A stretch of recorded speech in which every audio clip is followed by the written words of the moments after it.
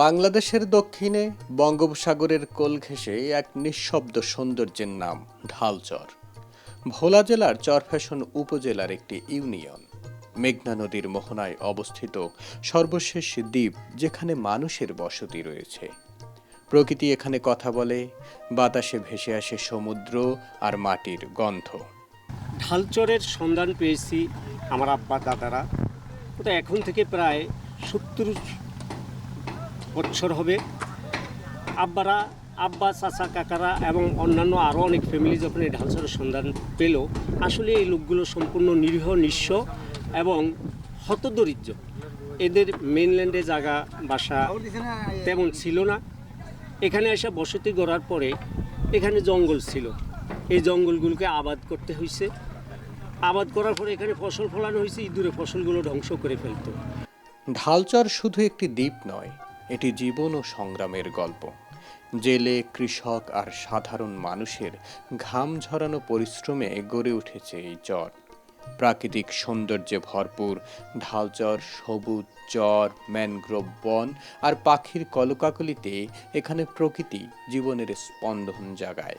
এখানে মানুষের একমাত্র আয়ের উৎস হলো নদী। নদীকে আমরা খনিজ সম্পদ বলতে পারি, কারণ এই নদীতে 12 মাস ইলিশ, চিংড়ি, বাগদা, গলদা, ছোট ছোট অনেক মাছ পর্যায়ক্রমে 12 মাসই হয়। শতকরা 90-এর উপরে লোক নদীতে জাল ফেলে মাছ ধরে। প্রতি বছর ঝড় জলোচ্ছ্বাসের সাথে লড়াই করে টিকে থাকা সংগ্রামী মানুষের আবাস এখানেই।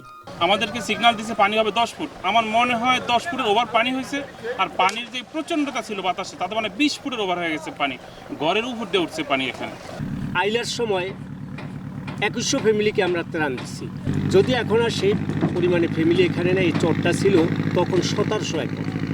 1700 একরের পরে বসতি ছিল, মানুষ হাল চাষ করত, ফসল উৎপাদন করত 1250 একর জমিতে।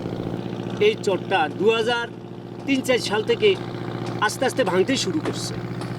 ভাঙ্গার গতি ক্রমান্বয়ে বাড়ছে। সর্বপ্রথম এই চরটা পূর্ব দিক থেকে ভাঙ্গা শুরু হলো, তারপরে শুরু হলো উত্তর দিক থেকে।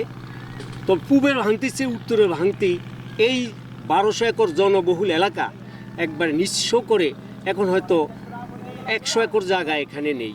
সৌন্দর্যের পাশাপাশি ঢালচরে রয়েছে বিশাল সম্ভাবনা।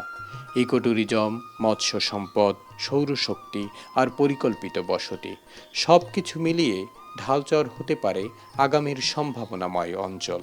কিছু ব্যাপারী আছে যারা দেখি কি চালানি ওপার থেকে আসে, আবার এখানেরও কিছু কিছু আছে এই মাছগুলো বিশেষ করে ঢাকার বিভিন্ন বাজারে, যেমন যাত্রাবাড়ি, কাউরান বাজার, আবার চাঁদপুরের ঘাটে, বরিশাল, পত্রর বিভিন্ন ঘাটে এখানে চালানি করে এই মাছগুলো বিক্রি করে। পরিকল্পিত উদ্যোগ আর সঠিক অবকাঠামো গড়ে উঠলে ঢালচর হতে পারে দেশের অন্যতম পর্যটন আকর্ষণ।